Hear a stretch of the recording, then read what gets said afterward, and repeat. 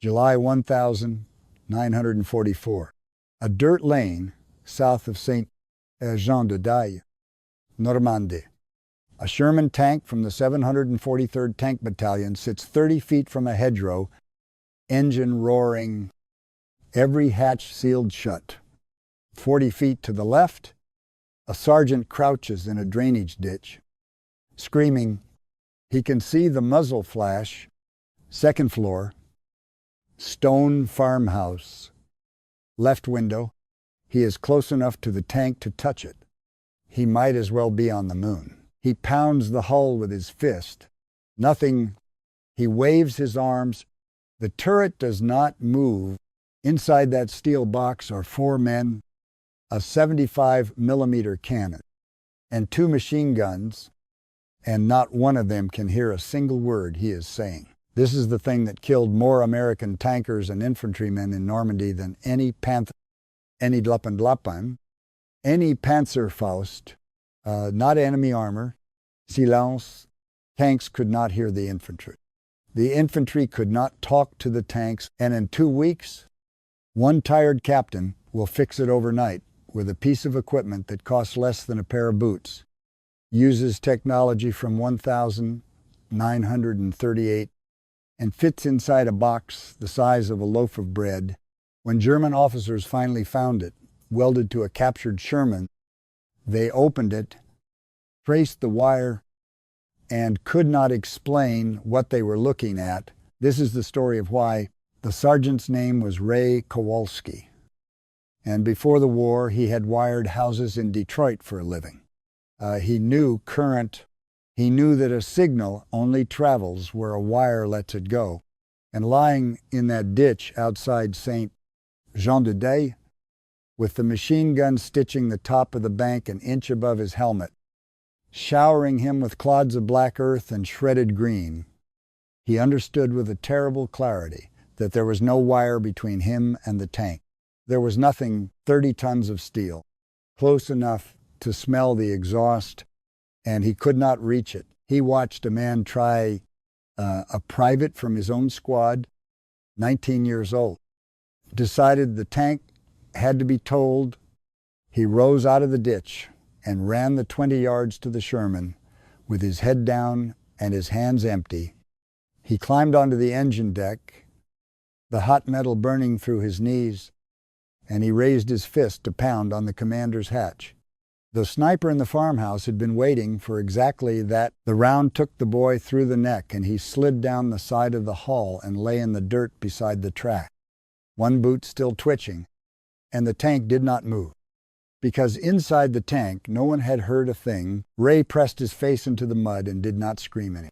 The mud smelled of cordite and manure and something sweeter underneath that he had learned not to name. He had learned the lesson the whole American Army was learning that summer. One dead man at a time. You could not talk to a tank, and a tank that could not be talked to was not a weapon. It was a blind, deaf animal that sometimes killed the wrong people. He lay there and he thought absurdly of a job he had done before the war. A house on Grand River Avenue where the owner could not understand why the lights in one room would not answer the switch in another. Because nobody ran the wire, Ray had told him, you have to run the wire. To understand how this happened, you have to understand what the American Army had built and how proud it was of the building. The United States had created something no other army on earth possessed. It was called the Separate Tank Battalion. Not part of an armored division, not designed for deep thrusts and sweeping breakthroughs across open country. These battalions existed for one reason only. They were meant to be handed to infantry divisions and to fight beside the men who walked. The 743rd, the 746th, dozens of them, 65 by the end of the war. More tanks than the armored divisions fielded. In the Army's own words, they were the infantry's armor. On paper, it was the most sophisticated idea any army had ever put down. An infantry division ran into a pillbox, a stone farmhouse, a hedgerow bristling with machine guns. It called forward a platoon of Shermans. The tanks blasted the position with high explosive while the riflemen worked around the flanks, steel and flesh, each one covering the other's weakness. The Germans built their panzer divisions around the tank, with infantry serving the armor. The British kept their tanks and their infantry in separate worlds. Only the Americans had built an entire structure of 65 battalions whose whole purpose was to serve the riflemen. And it did not work because of a flaw so simple, so stupid, so obvious in hindsight that when you hear it, you will wonder how a country that mass-produced 50,000 tanks could not solve it before the dying started. The tanks and the infantry could not talk to each other, could not. Their radios ran on entirely different systems. The infantry carried the SCR 300 and it used FM. The tank carried the SCR 508 and it used AM on a different set of frequencies entirely. They were as compatible as a telephone and a flashlight. You could park a tank and a rifle squad in the same field, give them the same objective, train them together for months. And the instant the shooting started and the hatches came down, they became two separate armies fighting two separate wars in the same 100 yards of Norman dirt. Before the shooting, it was almost bearable. The tank commander rode with his head and shoulders out of the turret. He could see, he could shout, he could point. A smart infantry officer walked beside the hull, and the two of them worked out a rough plan. You hit that hedgerow, we go through the gap, then the first round came in, the commander dropped inside, the hatch slammed, and from that second, the tank was deaf. The men tried everything. They banged on the hull with rifle butts, they threw rocks at the turret, they climbed onto the engine deck and hammered the commander's hatch, which meant standing on top of a 30-ton target in plain view of every German sniper in the parish. The boy from Ray's squad was not the first to die doing it, and he would not be the last. Another method was to run out in front of the tank, face the driver, and wave your arms until he saw you through a 4-inch vision slit and guessed what you wanted. This required standing in the open between American armor and German guns, on the hope that the driver happened to be looking through that exact window at that exact moment. Men died this way too. Not once in a while. Routinely, inside the tank, it was no better. The Continental engine behind the crew produced a wall of noise louder than a man could shout over 150 decibels of roar that turned every word to nothing. The commander wore a padded helmet wired to the intercom, and he could speak to his gunner and his driver and no one else on earth. 5 small vision slits and a single periscope. A metal box that stank of oil and sweat and hot brass, sealed against a world that was trying to burn it open. The men inside were not cowards. They were nearly as blind and nearly as helpless as the men outside, and they knew it. And there was nothing in the tank to fix it. And the hedgerow made all of it worse. The bocage of Normandy was not the gentle farm country the planners had imagined from their maps. Every field was a box, 60 to 100 yards across, walled on all 4 sides by banks of packed earth centuries old, topped with tangled hawthorn and elm, so dense a man could not see through it. A tank pushing into a field could see the far bank, and nothing else. The infantry, low in the ditches and the undergrowth, could see the things the tank could not. The Panzerfaust team crouched behind the bank. The anti-tank gun dug into the corner, the machine gun covering the gap. They could see the killers. They just could not tell the crew. So the pattern repeated field after field, day after day. The Sherman pushed through a gap. The infantry followed. German fire pinned the riflemen behind the bank they had just crossed. The tank rolled on alone into the open field. Tour traversing, hunting for a target it could not identify. The Panzerfaust team, invisible from inside the steel, moved along the hedgerow to a firing position. The shaped charge hit the engine deck from 40 yards The crew had 3 to 5 seconds before the ammunition cooked off and turned the tank into a furnace. The Germans noticed, of course they noticed on the St. Le Front, General Lieutenant Richard Schimpf commanded the Dreerd Fallschirmjäger Division, and in those weeks he saw something in his young paratroopers that should have frightened the Americans more than it did. His men, many of them barely trained, were losing their fear of the Sherman. They had discovered a simple truth.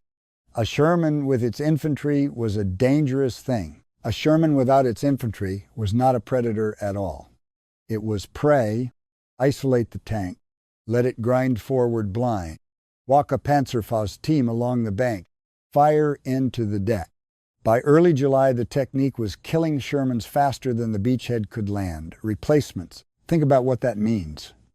The most powerful weapon the Americans had brought to Normandy was being gutted, not by a better German tank, not by the dreaded 88, but by silence, by the plain fact that a 19-year-old in a ditch with a clear view of the enemy had no way on earth to point the tank's gun at the thing that was about to kill them both. The official army had known about the problem before D-Day. The official solution was the ANVRC-3, a radio built to be bolted inside the tank and tuned to the infantry's frequencies. It weighed 34 pounds. On paper, it was exactly the answer. In practice, almost none of them had reached Normandy by July. The few that had were unreliable, and they solved only half the problem anyway. An infantry officer with a matching radio could talk to the tank, but a rifleman in a ditch, the man who could actually see the muzzle flash, still could not. The knowledge lived at the bottom, where there was no radio, and the radio lived at the top, where there was no view. Ray Kowalski did not know any of the acronyms. He did not know about frequency bands or the ANVRC-3. He knew only what he had seen with his own eyes. He had watched a boy die reaching for a hatch, and he had lain in the mud 20 yards from a cannon that could have ended the whole thing in one shot. And he had not been able to say a single word to the men inside it. He was a man who had spent his life connecting things with wire, and the Army had handed him a war where nothing was connected to anything. What he did not know, lying in that ditch on a July morning, was that the answer was already close. Not in Washington, not in a laboratory in his own battalion's support area. A tired signal officer was about to be handed an order that would change the way the United States fought its wars, and he would fill it overnight with a handset from 1,938, a length of ordinary wire, and an empty box that had once held machine gun ammunition. But before that box appeared on the back of a single Sherman, more men would die the way the boy from Detroit had died, reaching, waving, screaming at steel, because the thing that was destroying American armor in the summer of 1944 was not a weapon the enemy had built. It was a silence the American army had built into itself, and it would take a man near the bottom of the chain to break it. The reports reached Lieutenant Colonel William Duncan sometime in the first week of July, 1944. And they did not read like the reports. A battalion commander wants to see Shermans lost not to Panthers, not to 88S, but to Panzerfaust teams that walked up to within 40 yards of a blind tank and put a shaped charge through the deck. Tanks firing in the wrong direction because the crew had heard the shooting and guessed.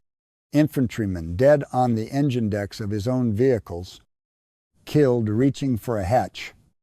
A battalion built for one purpose, to fight beside the infantry, and it could not so much as speak to the men. It was meant to protect. Duncan was not a signals man, but he had one, and he sent for him. The officer who came to the command post was a captain named Edward Miller, the battalion operations officer, and before the war he had been a signal soldier.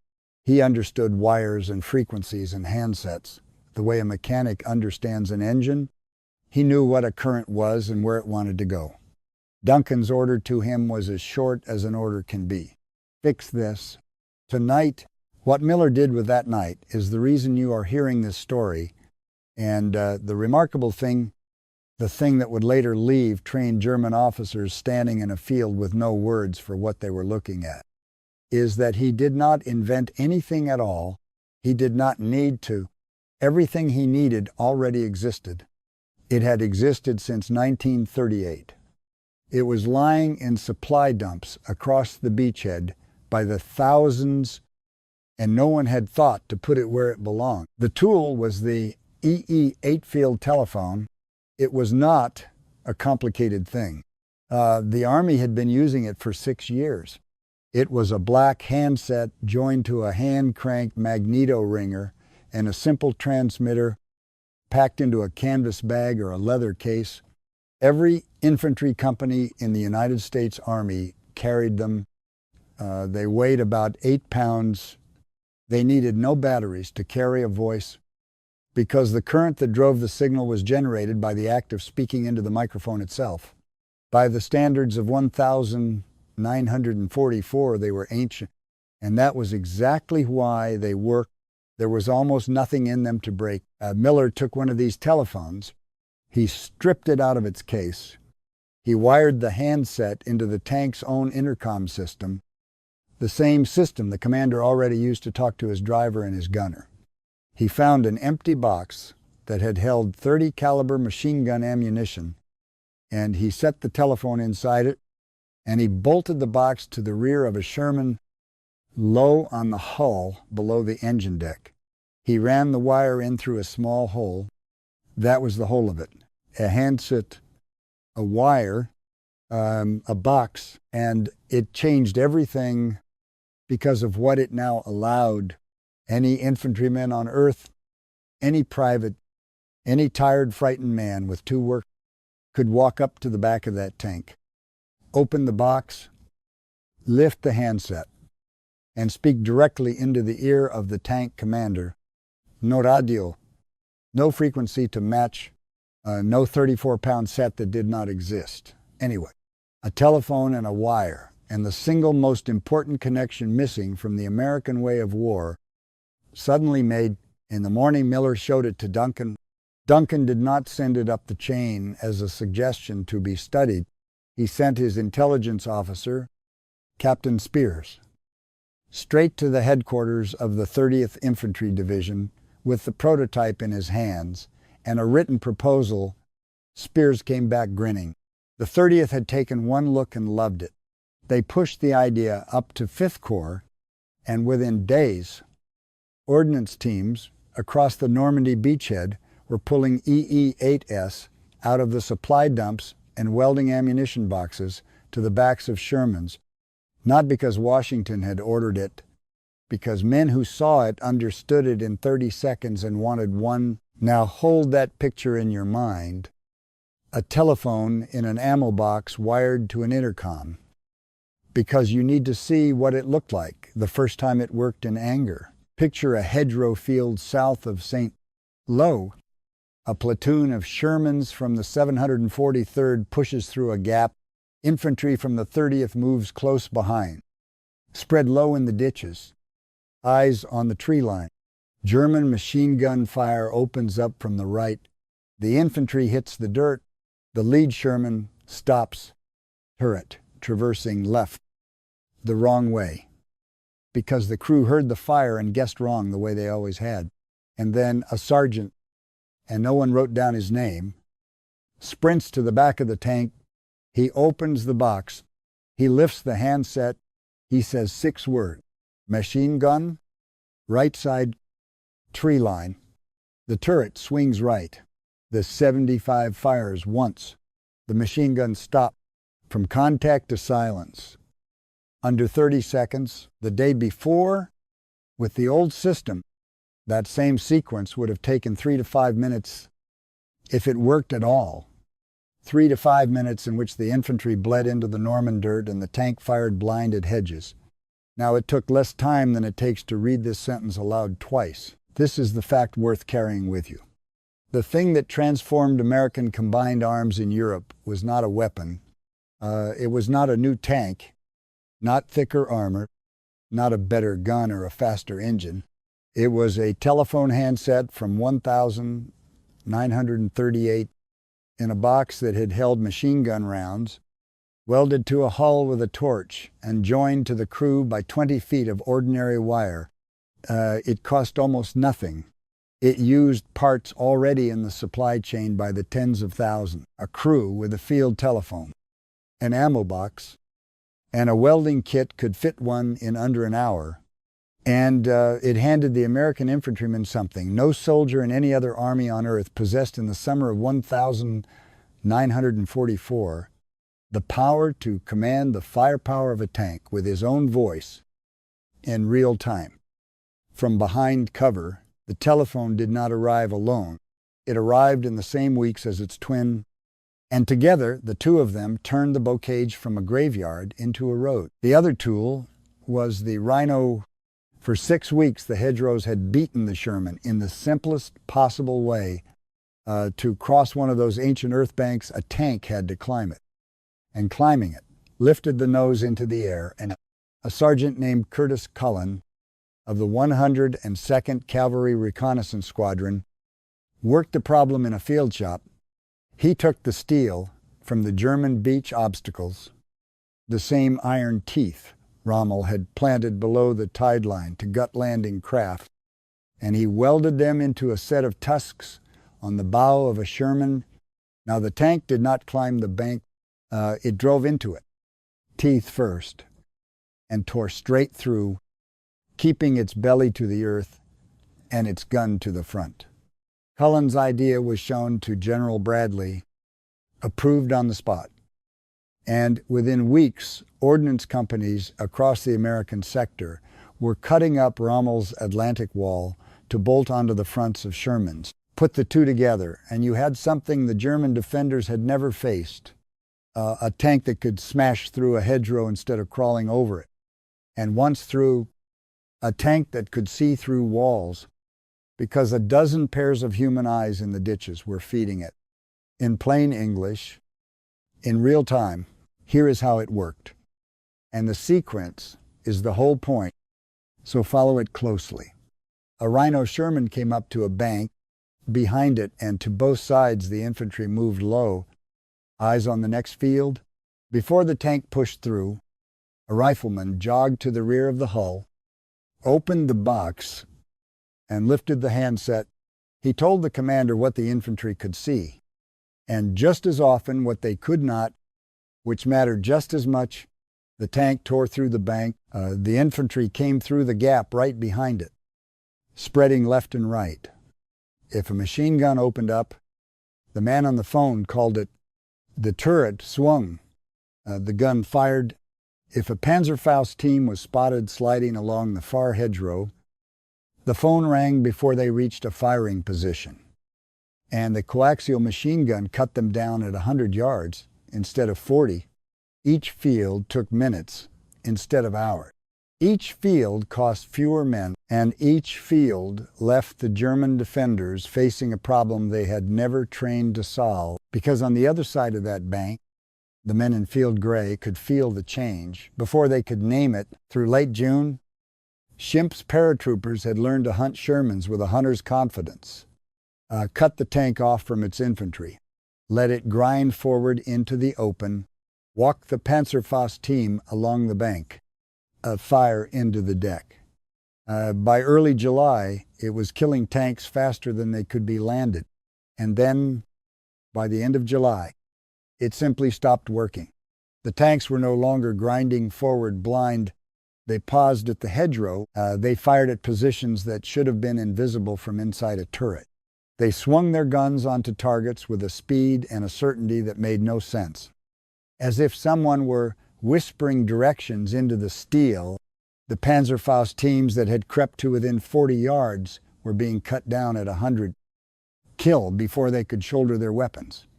Something had changed in the way the American tanks behaved. The men at the front could feel it in their bodies. In the sudden way, the odds had turned, but they could not explain it, because the thing that had changed was not visible from the front.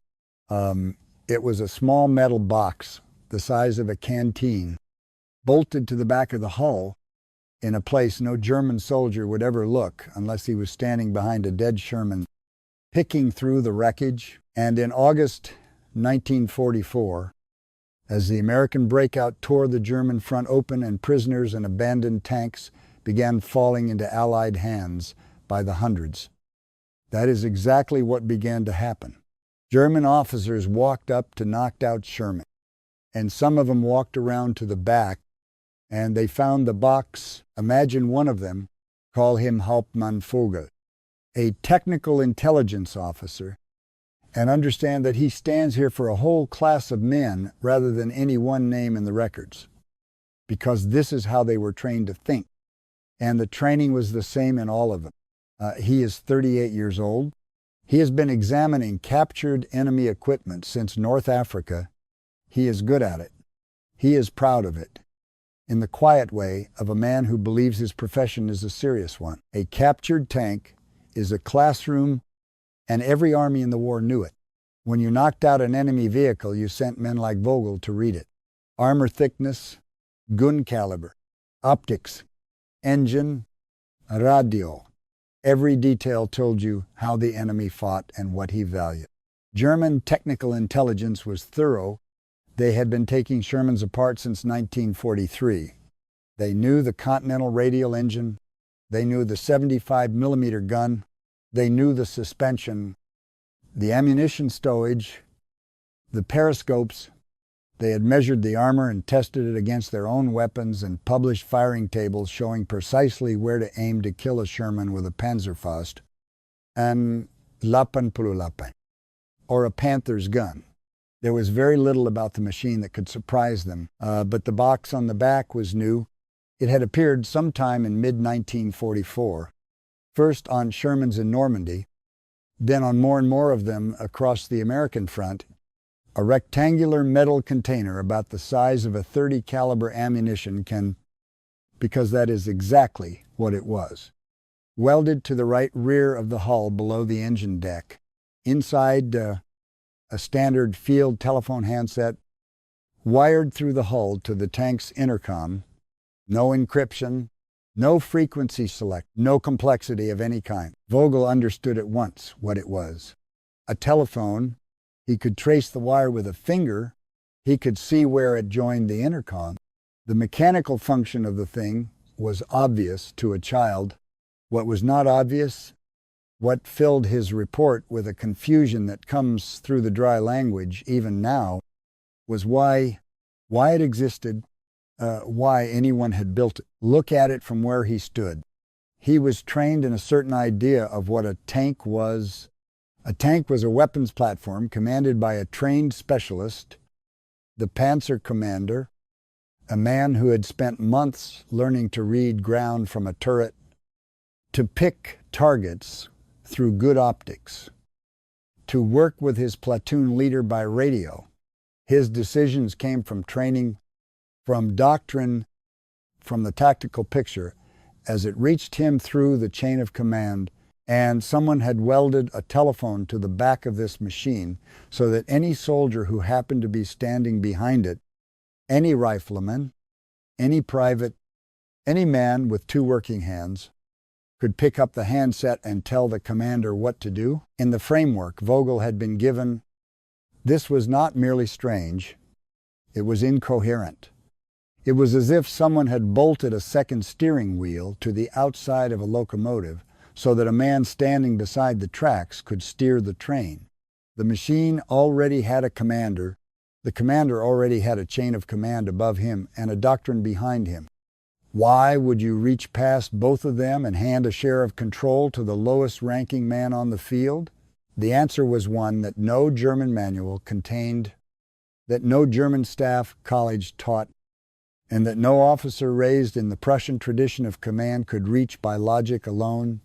The answer was this: because he can see what the commander cannot. That single sentence is the whole distance between the two armies. To understand why it was such a chasm, you have to understand what the word tank had come to mean in the German army, because it did not mean what it meant to the Americans. In October 1935, the Wehrmacht stood up its first 3 Panzer divisions.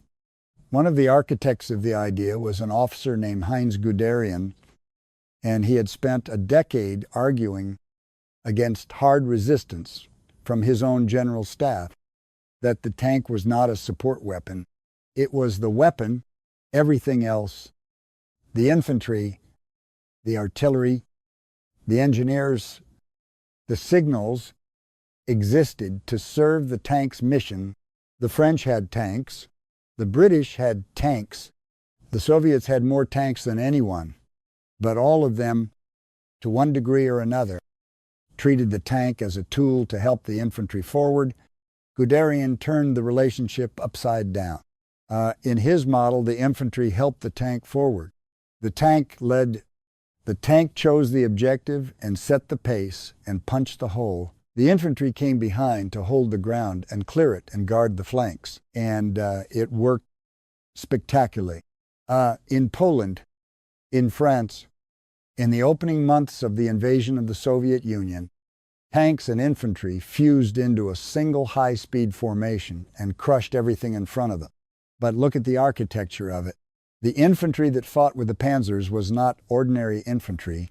They were panzer grenadiers, trained specifically to work with armor. Ideally, they rode in the armored half-track, which could keep pace with a tank across open ground, and their officers carried radios tuned to the tank net. Communication flowed officer to officer, radio to radio, vehicle to vehicle. The rifleman on the ground did not talk to the tank. His lieutenant talked to the tank platoon's lieutenant, and both of them answered to the commander, directing the whole formation like a conductor over an orchestra. It was elegant. It was disciplined, and buried inside, it was a flaw so deep in its own logic that no one ever saw it. Here is the flaw, and it is the hinge of the entire story. Only about 1 in 4 Panzer Grenadier battalions in a Panzer division actually rode in those armored half-track.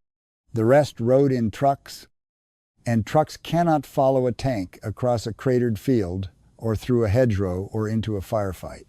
The moment the ground turned rough or the shooting started, the truck-borne grenadiers climbed down and became ordinary infantry, walking, crawling, fighting on foot, and on foot they had no radio to the tanks and no telephone on the hull and no way at all to speak to the armor ahead of them. And that was the elite, that was the tip of the spear.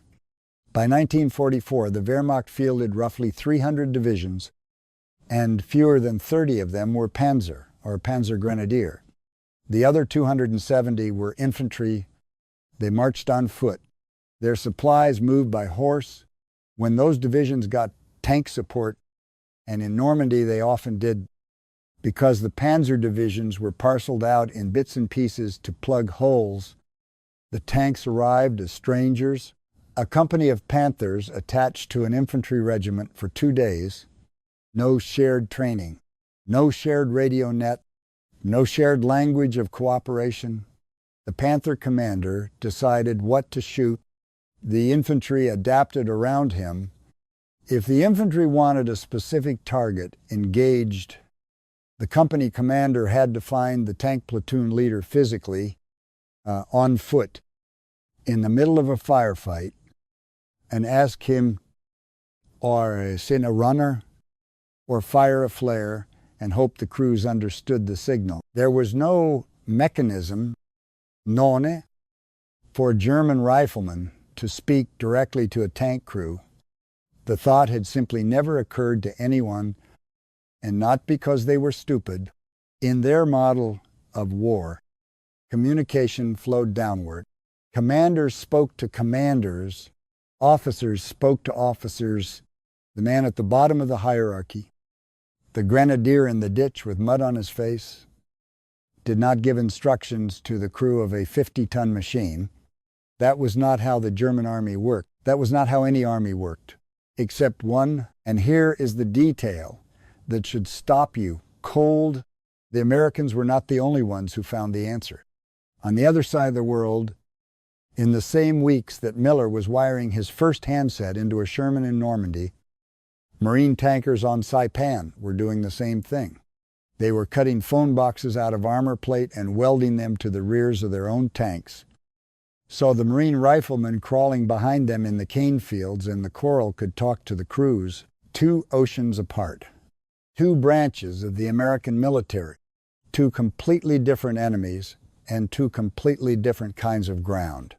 And both of them reached for the same tool at the same moment. Nobody in Washington coordinated it.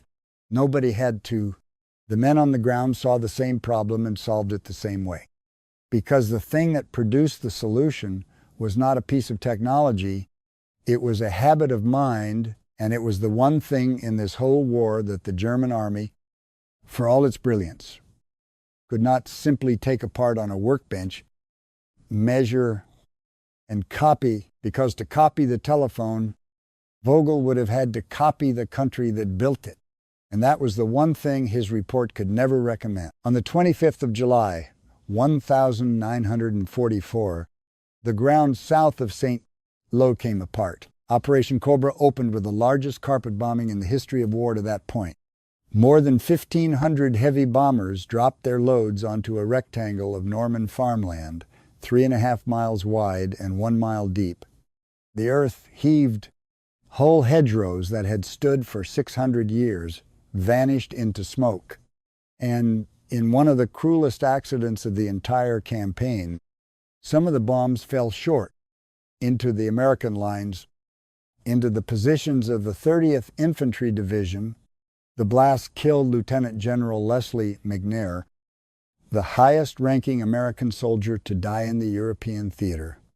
He was killed by his own bombers in the lines of the very division that was, at that same hour, fielding the first Shermans with telephone boxes welded to their hulls. When the smoke cleared and the infantry moved forward, something was different.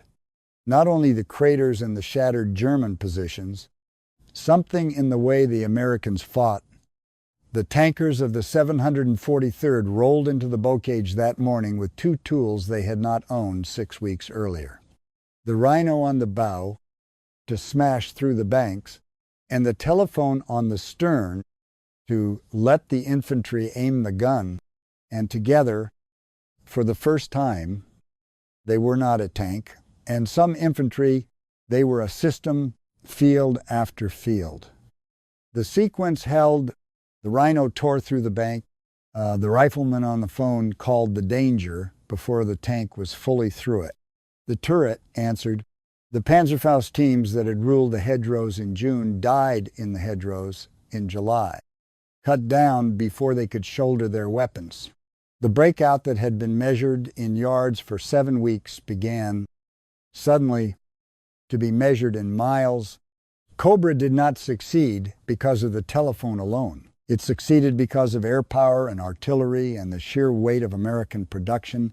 But at the sharp end, in the fields where men actually killed and died, the little box on the back of the Sherman was one of the reasons the machine finally worked the way it had always been meant to. And somewhere in the wreckage, the breakout left behind, the Germans went on finding the boxes and went on failing to explain them. By August, the confusion had reached the intelligence officers for good. A man like Vogel could measure the handset, trace the wire, diagram the connection to the intercom, and write it all down with perfect accuracy, and still not be able to answer the only question that mattered: why an army would reach past its own trained commander and hand a private the power to direct a cannon. In the end, the explanation that was missing from his manuals was not technical at all.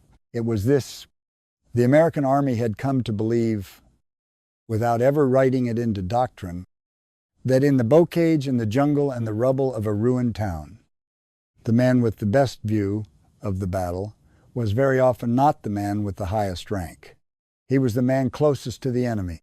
He was the sergeant in the ditch who had seen the muzzle flash. He was the private at the back of the tank, standing in the open with rounds snapping past his ear, who knew exactly where the fire was coming from because it was aimed at him. The telephone was, that belief, made of metal. It said, "We trust that man We trust him enough to give him a direct line to a 30-ton gun platform. We trust him enough to skip every layer of rank between a rifleman and a tank commander. We trust him enough to let him say 6 words and have the turret move before anyone confirms them from above. No army on earth had ever formalized that much trust at the bottom of its hierarchy, and no German officer standing behind a captured Sherman had the vocabulary to describe what he was seeing. He was not looking at a telephone. He was looking at a doctrine. He was looking at a country that had decided, without debate and without a manual, that the man closest to the problem was the man most qualified to solve it. To copy the box, the Wehrmacht would have had to unlearn the thing that held it together. The vertical order of rank that ran from the field marshal down to the grenadier and never, ever ran back up. It could build the box in an afternoon. It could not build the trust in a generation. The men who carried that box did not stop in Normandy. The 743rd stayed with the 30th Infantry Division for the rest of the war. From the hedgerows through the breakout, through the Battle of Mortain and August, where the 30th held the shoulder against a desperate German armored counterattack meant to cut off Patton, and held it so ferociously that the Germans gave them a name no other American division earned. They called them Roosevelt's SS. Through Belgium in September, through the Siegfried Line in the autumn, through the frozen hell of the Ardennes in December, where the 743rd fought elements of the 1st SS Panzer Division near Malmedy and Stavelot and La Glisse.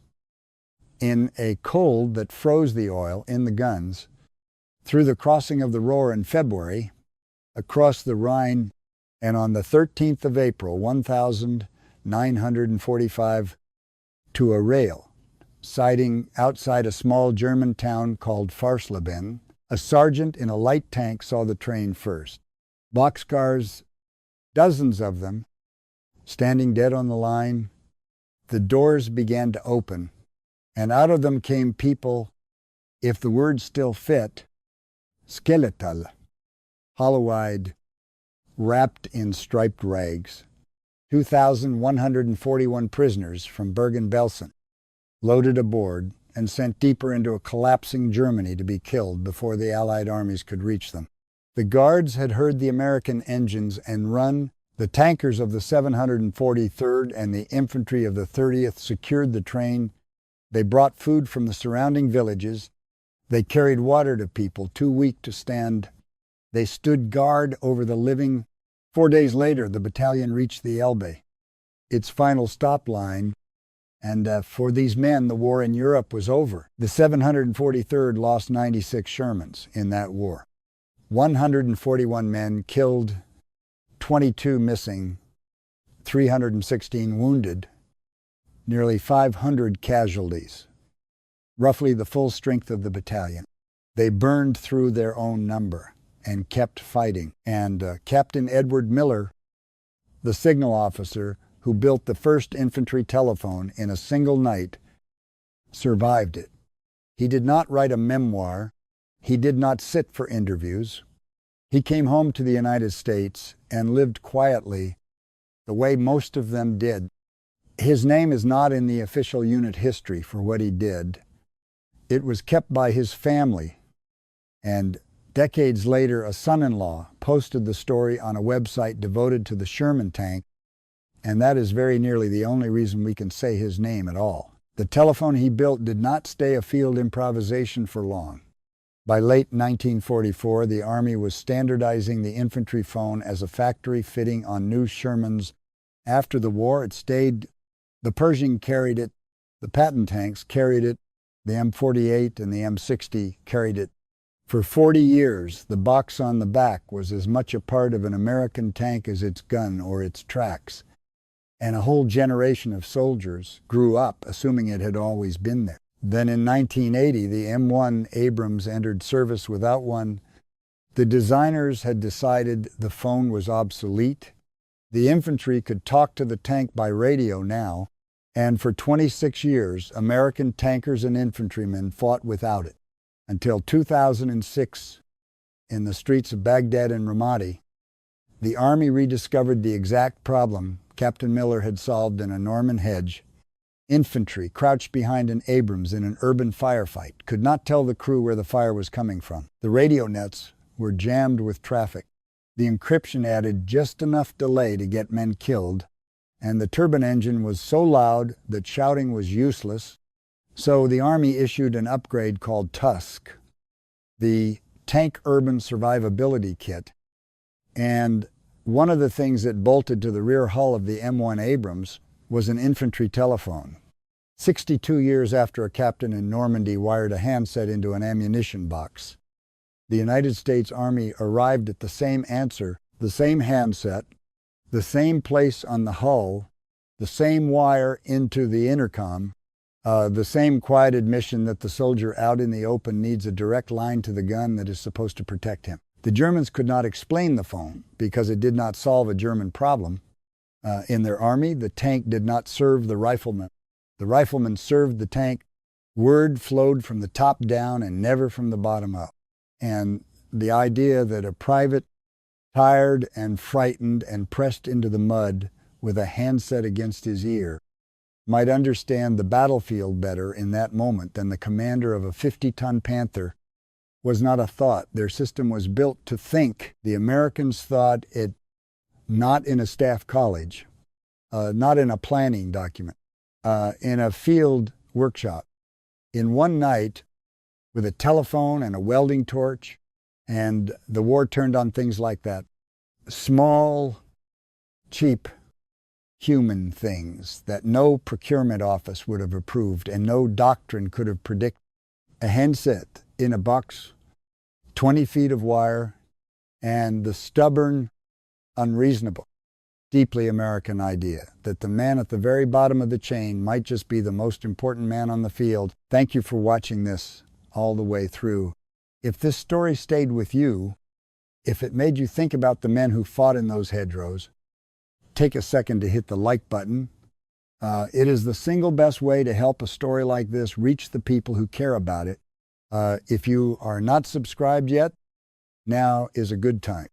And if someone in your own family served in the Second World War, a father, a grandfather, a great uncle, tell me about them in the comments. Their stories deserve to be heard. I will see you in the next one.